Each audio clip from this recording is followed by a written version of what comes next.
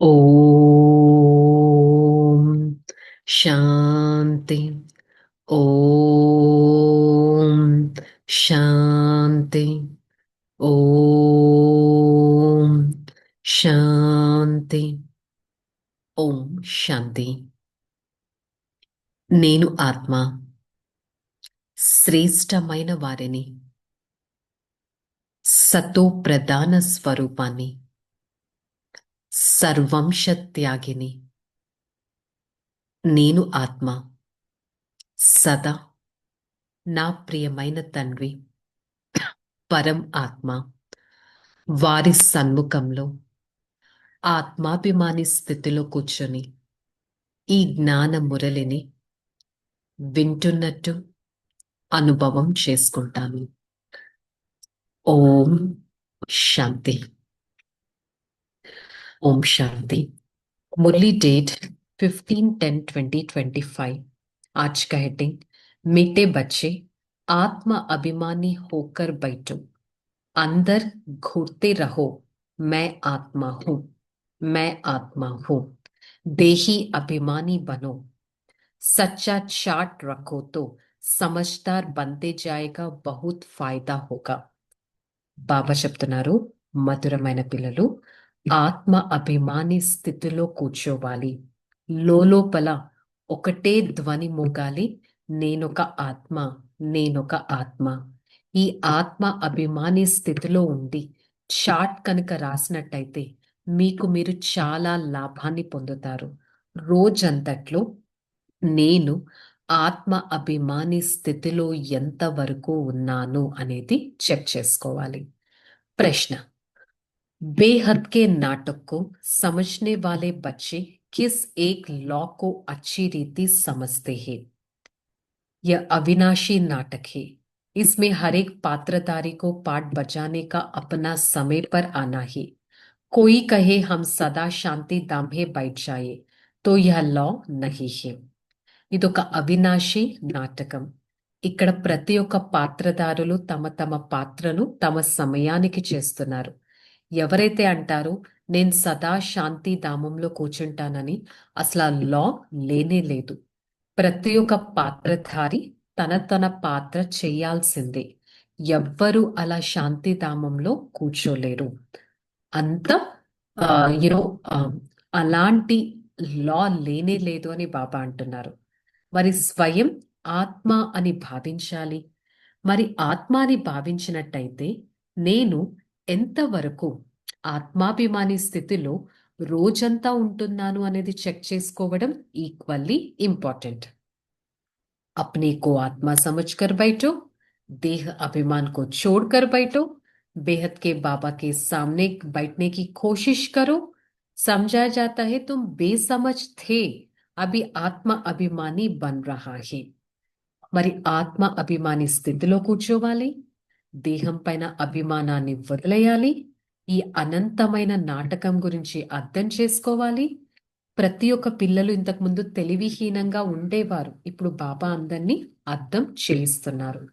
మే ఆత్మ అవినాశి హూ, శరీర్ వినాశి హే. నేనొక ఆత్మ అవినాశిని, ఈ శరీరం వినాశి. ఈ విధంగా ఆత్మాభిమాని స్థితిని మీరు డెవలప్ చేసుకోవాలి. ఇది ఒక వినాశీ శరీరం అనే స్థితిని మీరు సదా గుర్తుపెట్టుకోవాలి. పురుషార్థం చేయాలి.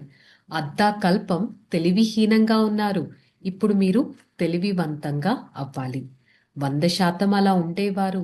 ఒకప్పుడు దివ్య గుణాలు మీలో ఉండేవి, ఇప్పుడు తమోగుని ఆత్మగా అయిపోయారు. ఇప్పుడు మళ్ళీ బాబా వచ్చి తెలివైన పిల్లలుగా తయారు చేస్తున్నారు. ఒకప్పుడు దేవీ దేవత ధర్మం ఉండేది, ఆ ధర్మం ఇప్పుడు ప్రాయలోపం అయిపోయింది. ఒకప్పుడు ఉన్నతమైన లక్ష్మీ నారాయణులుగా ఉండేవారు, మరి ఇప్పుడు ఆ విధంగా తయారవుతున్నారు. అభి ఆ కాంటోం కా జంగల్ బన్ గయా హై, లక్ష్మీనారాయణ సే ఫూల్ హేనా. ఇప్పుడు ముళ్ళ అడవిగా అయిపోయింది. లక్ష్మీనారాయణలు ఉన్న ప్రపంచాన్ని పుష్పాల తోట అని అంటారు కదా. उन्हों के आगे कांटे जाकर कहते हैं आप सर्वगुण संपन्न, हम पाप कपटी है, सबसे बड़ा काम है सब विकार. మరి లక్ష్మీనారాయణ ఎదురుగా వెళ్ళేసి చెప్తారు, మీరు సర్వగుణాలతో సంపన్నులు, మేము నీచులము పాపులము అని అంటూ ఉంటారు. మరి ఏ విధంగా ఈ ముళ్ళ అడవి ఇలా అయిపోయింది? ఇప్పుడు తోట మాలి అయిన పరమాత్మ వచ్చారు మనల్ని మళ్ళీ పుష్పాలుగా తయారు చేయడానికి. ఎవరినైతే ప్రపంచమంతా ప్రే చేస్తూ ఉంటుందో వారే మన తండ్రి అనేది మనం తెలుసుకున్నాం. रिद्धि सिद्धि वाले भी बहुत तंग करते हैं। अखबारों में भी पढ़ता है इसमें ईविल सोल है, बहुत दुख देते हैं। बाबा कहते हैं इन बातों से तुम्हारा कोई कनेक्शन नहीं है। बाबा सीधा बात बताते हैं, बच्चे तुम मुझे याद करो तो पावन बन जाएगा, तुम्हारा सब दुख दूर हो जाएगा। మరి రిద్ధి సిద్ధి వాళ్ళు కూడా అర్థం చేసుకోరు. వాళ్ళేంటి వేరే వాళ్ళని విసిగిస్తూ ఉంటారు. ఫలానా వాళ్ళు ఈవిల్ సోల్ కూడా వచ్చేసింది అంటారు. న్యూస్ పేపర్స్లో రకరకాల విషయాలు రాసేస్తూ ఉంటారు. కానీ నిజంగా వాటితో మన కనెక్షన్ అంటూ ఏమీ లేదు. బాబా ఒకటే చెప్తున్నారు, పిల్లలు మీరు నన్ను స్మృతి చేసినట్టయితే పావనంగా అవుతారు, మీ అన్ని దుఃఖాలు కూడా దూరంగా అయిపోతాయి. धारणा, यथार्थ रीति बाबा को याद करने व आत्मा अभिमानी बनने की मेहनत करनी है। सच्चाई से अपना चार्ट रखना है, इसमें बहुत बहुत फायदा है। యథార్థ రీతిగా బాబా స్మృతిలో ఉండాలి, ఆత్మ అభిమాని స్థితిలో ఉండే శ్రమ చేయాలి, సత్యమైన చాట్ రాయాలి. దీంట్లోనే మీకు చాలా లాభం ఉంది. సత్యమైన చాట్ రాయడంలోనే మీకు చాలా లాభం ఉంది. सबसे बड़ा दुख देने वाला कांटा है काम विकार, इस पर योग बल से विजय प्राप्त करना है। అన్నిటికంటే దుఃఖం ఇచ్చే వికారం ఏంటి? కామ వికారం.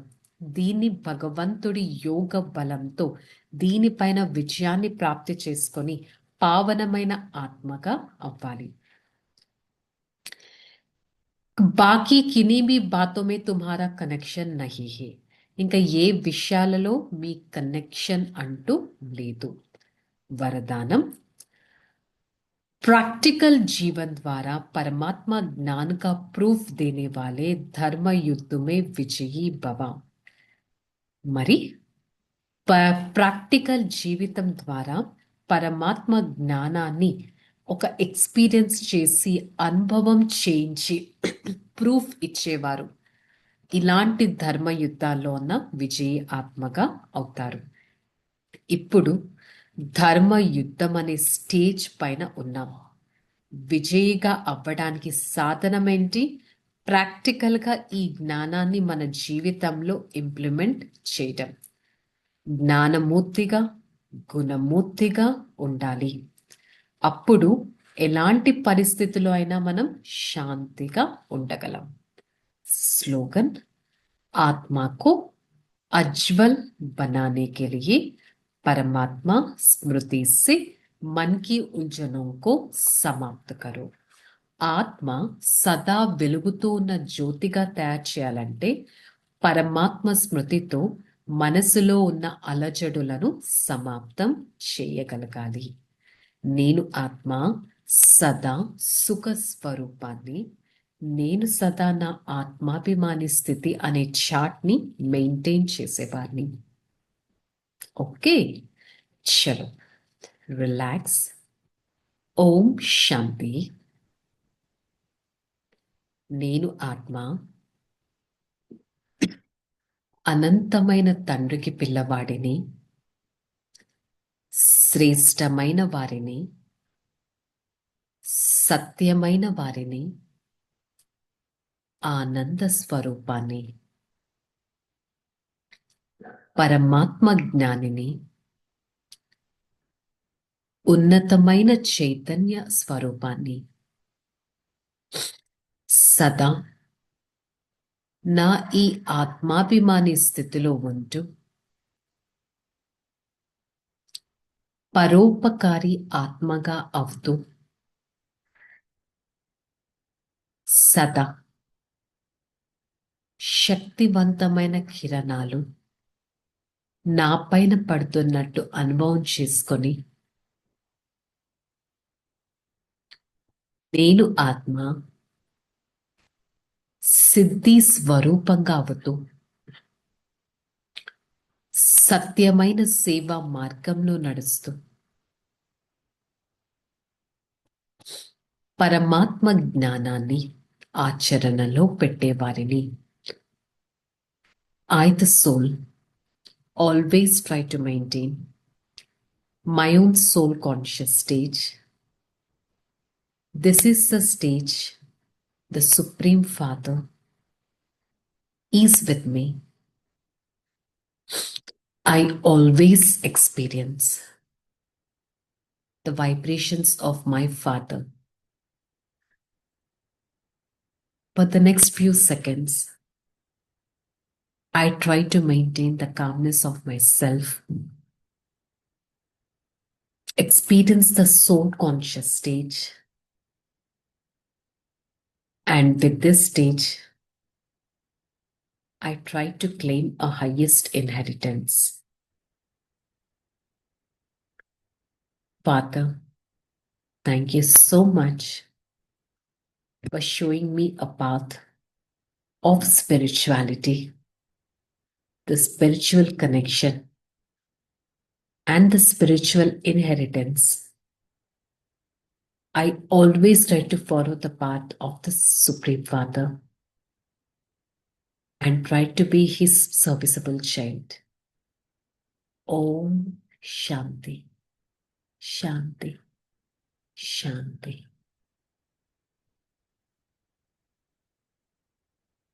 I, the soul, experience the beautiful vibrations from the Supreme Father. Spread such godly vibrations to every part of this body and be a detached being. Om Shanti, Shanti,